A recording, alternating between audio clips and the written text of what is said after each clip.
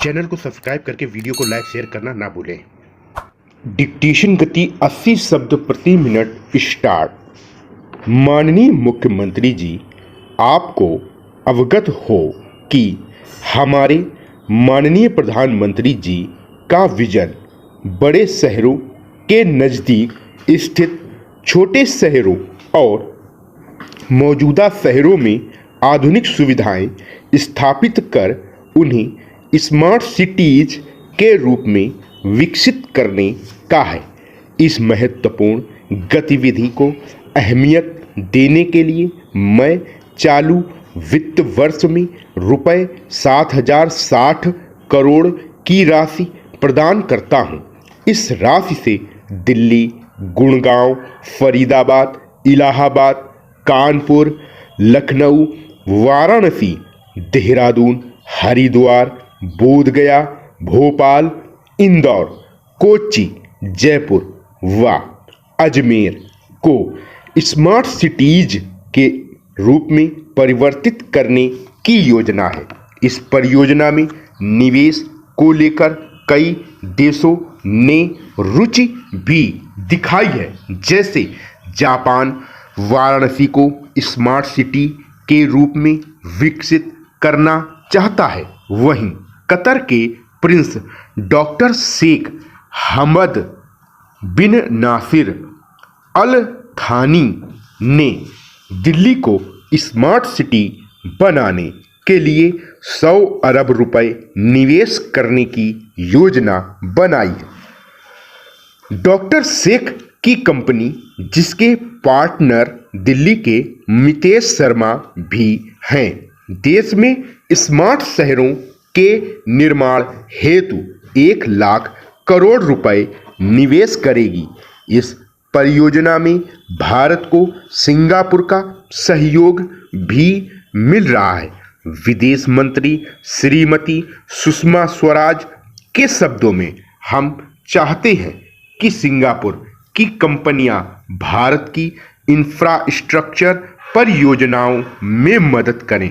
Chennai Bengaluru industrial corridor के निकट वे virtual city या लिटिल सिंगापुर विकसित कर सकती हैं। स्मार्ट सिटीज पर होने वाले खर्च हेतु public private partnership PPP model को प्राथमिकता दी जा रही है। भौतिक बुनियादी ढांचे, सामाजिक सेवाएं और प्रशासन, ये स्मार्ट सिटी के 3 आधारभूत स्तंभ माने जाते हैं। स्मार्ट सिटी वासियों की छोटी बड़ी सभी आवश्यकताओं को समुचित रूप से पूर्ण करने के लिए जन केंद्रित इन तीनों स्तंभों का सुदृढ़ होना आवश्यक है। किंतु इसके साथ साथ स्मार्ट सिटीज में मांग प्रबंधन, वित्तीय टिकाऊपन, ऊर्जा कुशलता, सूचनाओं के आदान प्रदान की प्रभावी व्यवस्था सहित न्यूनतम कचरा उत्पादन जैसी विशेषताओं का होना भी नितांत आवश्यक है। स्मार्ट सिटीज सामान्य शहरों से कई मायने में अलग हैं।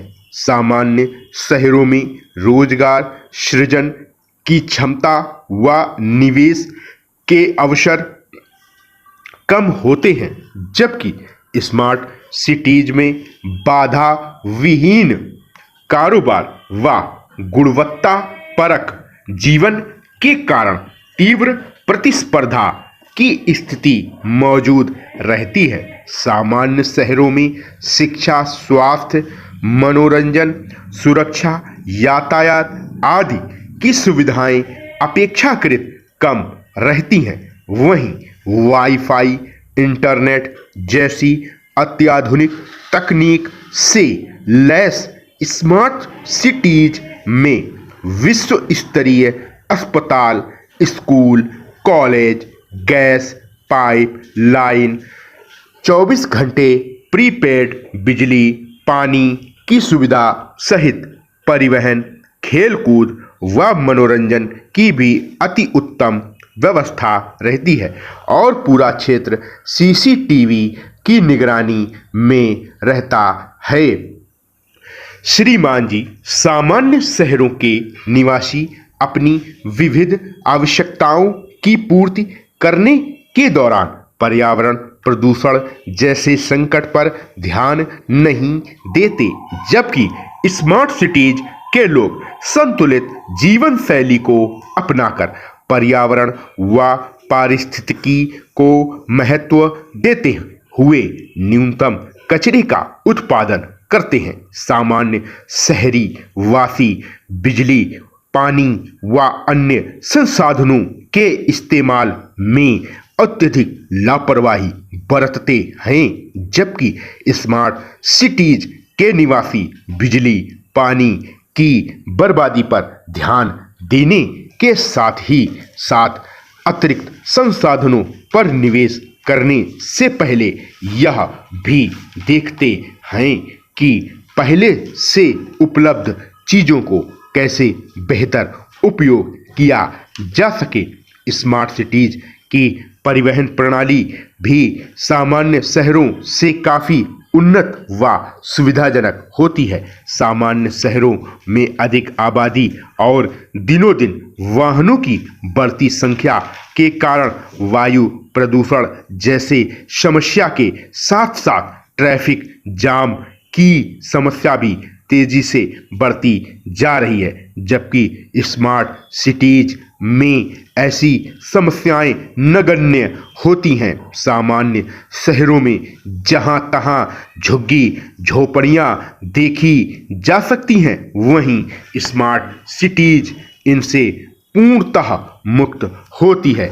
देश में बड़ी संख्या में स्मार्ट सिटीज स्थापित करने से निस्संदेह भारत को विकसित देशों की ओर अग्रसर होने में मदद मिलेगी और देश में नए सिरे से रोजगार के अवसर भी खुलेंगे।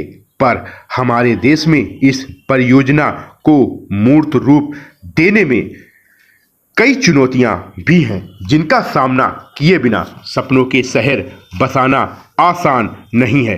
निर्माण से जुड़े विशेषज्ञों का कहना है कि भारत जैसे देश में स्मार्ट सिटीज के निर्माण हेतु कानून में परिवर्तन के साथ साथ तकनीक संबद्ध सभी क्षेत्रों में भी काफ़ी परिवर्तन व सुधार लाने की आवश्यकता है।